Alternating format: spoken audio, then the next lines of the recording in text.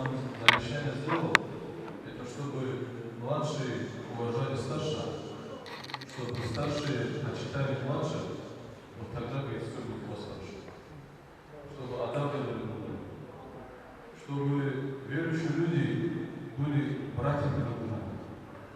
Чтобы они уважали друг друга, и чтобы больше 3 дней не отворачивали друг от друга. Но отсюда, когда мы слышим, мы видим, что мы в какой-то степени, следуя своему нравству, следуя своим страстям, мы забываем обо всем этом. Поэтому, когда мы вспоминаем имама Шафи'ля, если мы любим его, мы в первую очередь должны показать, что мы его любим, следуя тому, что он говорил. В хадисе пророка Мухаммада саллаллаху алейхи ва саллям тоже говорит, что больше 3 дней отказываться от разговора, отказываться ссориться, 2 брата по вере не имеют права. Больше 3 дней не имеют права, харамом является. И если, говорит, 3 дня уже прошло, хоть прав ты, хоть виноват ты, без разницы, ты должен, как верующий человек, пойти, поздороваться, показать, что ты хочешь с ним разговаривать. Если тот другой человек ответит тебе, тоже согласится с тобой разговаривать, то оба получают вознаграждение.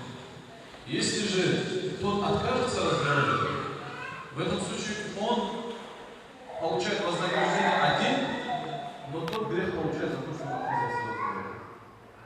Поэтому я тоже хочу всем, у кого есть такое отношение друг к другу, кто-то не разговаривает, больше всего шайтан радуется этому, больше всего.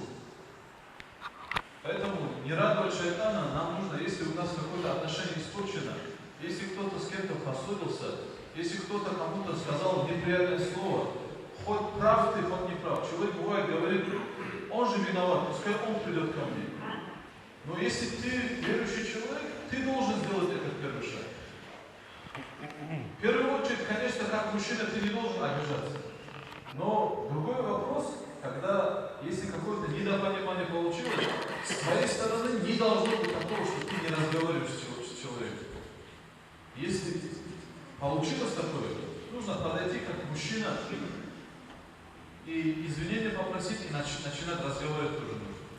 Поэтому у меня к вам тоже такая просьба. Если среди вашего джамаата, среди нашего джамаата, среди там Новосибирска, Кемерово, Новокузнецк, без разницы, где бы это ни